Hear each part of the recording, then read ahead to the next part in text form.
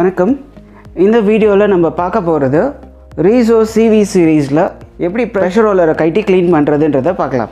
முதல் cylinder release பட்டனை press பண்ணிங்க. லிவரை ப்ரெஸ் பண்ணி ஸ்ட்ரைட்டாக வெளியே எடுத்துடுங்க.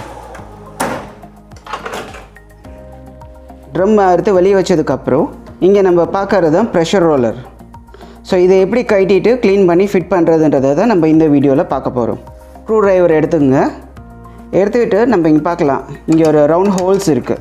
இதுக்கு நேராக பார்த்தீங்கன்னா இங்கே ஒரு ஸ்க்ரூ இருக்குது. இங்கே நம்ம பார்க்கலாம், இதுக்கு நேராக உள்ள ஒரு ஸ்க்ரூ தெரியுது. அந்த ஸ்க்ரூவை தான் இப்போ நம்ம ரிமூவ் பண்ண போகிறோம்.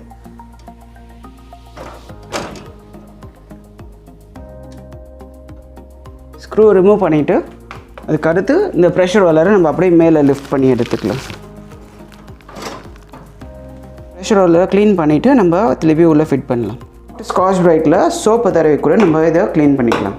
ப்ரெஷர் ரோலரோட கலரே எப்படி மாறி போயிருக்குன்னு, இதனால் பேப்பர் ஜாம்ஸ் அதிகமாகும். அதை குறைக்கிறதுக்காக தான் நம்ம இது பண்ணுறோம்.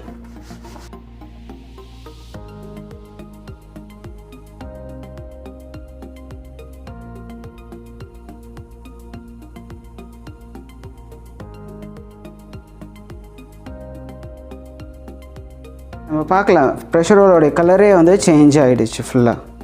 இதை எப்படி உள்ளே ஃபிட் பண்ணுறதுன்றதை பார்த்துக்கலாம். ப்ரெஷர் ரோலோடைய ரியர் சைட் பேரிங் வந்து இந்த இடத்து ரவுண்டுக்குள்ளே உட்காரணும். அதே மாதிரி இங்கே ஃப்ரண்ட்லேயும் நம்ம பார்க்கலாம். ப்ரெஷர் ரோலர் ஈவனாக உட்கார வச்சாச்சு.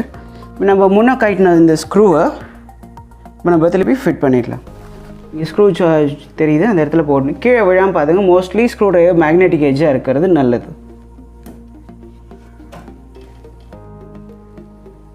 இப்போ பார்க்கலாம், இந்த இடத்துல பார்க்கலாம் ஸ்க்ரூ. அவ்வளோதான். இப்போ ப்ரெஷர் ரோலரை க்ளீன் பண்ணி போட்டாச்சு. அடுத்து இந்த ரயிலை வெளியே எடுத்துகிட்டு ட்ரம்மை வந்து பழையபடி இன்சர்ட் பண்ணிக்கலாம்.